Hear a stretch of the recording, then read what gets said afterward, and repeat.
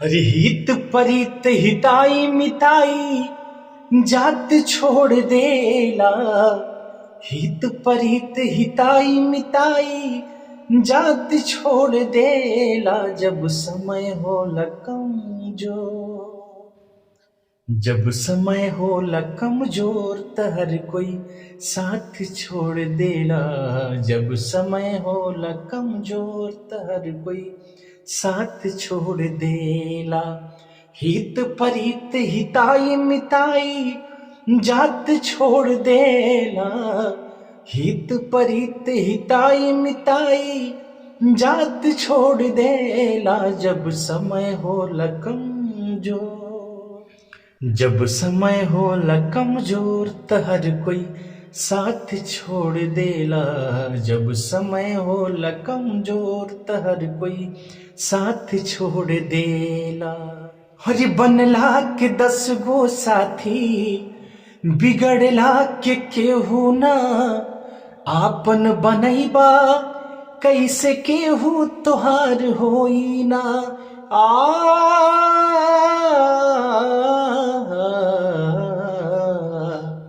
अरे बनला के 10 गो साथी बिगड़ला के केहू ना आपन बनैबा।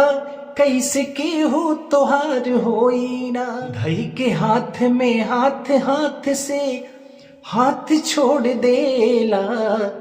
धई के हाथ में हाथ, हाथ से हाथ छोड़ देला। जब समय होला कमजोर, जब समय होला कमजोर त हर कोई साथ छोड़ देला।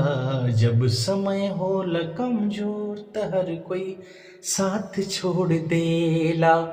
हित परित हिताई मिताई जात छोड़ देला। हित परित हिताई मिताई जात छोड़ देला। जब समय होला कमजोर, जब समय होला कमजोर त हर कोई साथ छोड़ देला। जब समय होला कमजोर त हर कोई साथ छोड़ देला। जब समय होला कमजोर त हर कोई साथ छोड़ देला। जब समय होला कमजोर त हर कोई साथ छोड़ देला। तो जय हिंद साथियों, आप सभी कैसे हैं? मैं उम्मीद करता हूँ कि आप सभी स्वस्थ होंगे, मस्त होंगे, तंदुरुस्त होंगे। चलिए साथियों, आप जहाँ भी रहें मस्ती से अपना हंसते रहें, खिलखिलाते रहें, मुस्कुराते रहें और मेरे वीडियो देखते रहें। साथियों, आप मेरे चैनल पर साथियों नए हैं तो मेरे चैनल को सब्सक्राइब कर लीजिए और मेरे चैनल से बहुत अच्छे अच्छे गाने भोजपुरी हिंदी मैं आप सभी को सुनाने की कोशिश करूँगा। चलिए, आप हंसते रहिए, मुस्कुराते रहिए, मेरे वीडियो देखते रहिए और अच्छा लगे तो शेयर जरूर कर दीजिएगा। चलिए, बहुत बहुत धन्यवाद।